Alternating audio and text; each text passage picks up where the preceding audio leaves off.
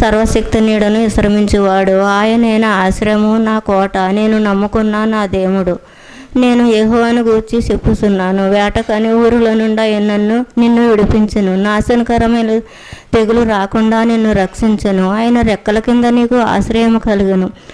ఆయనే సత్యమును కేడమును డాలై ఉన్నది. రాత్రి వేళ కలుగు భయముకైనను, పగటేళ ఎగురు బాణమునకైనను, చీకటిలో సంసరించు తెగులుకైనను, మధ్యాహ్నమందు పాడుచేయు రోగముకైనను నీవు భయపడకుందువు.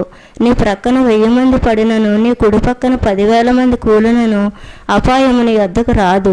నీవు కనులారా చూచుచుండగా భక్తిహీనులకు ప్రతిఫలము కలుగును.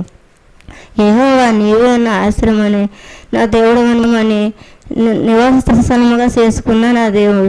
నీకు ఏ అపాయము రాదు, ఏ తెగులు నీ గుడారమును సమీపించదు. నీ మార్గములన్నిటిలో నిన్ను గూర్చి ఆయన దూతలను ఆజ్ఞాపించను. నీ పాదములకు రాయ తగలకుండా వారు నిన్ను తమ చేతుల మీద ఎత్తి పట్టుకుందరు.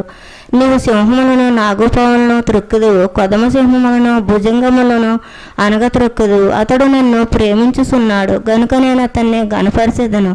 అతడు నాకు మొర్ర పెట్టగా నేను అతనికి ఉత్తరం ఇచ్చేదను. శ్రమలో నేను అతనికి తోడై ఉండేదను. అతను విడిపించి అతను గొప్ప చేసేదను. దీర్ఘాయువు చేత నా రక్షణ ఇచ్చు.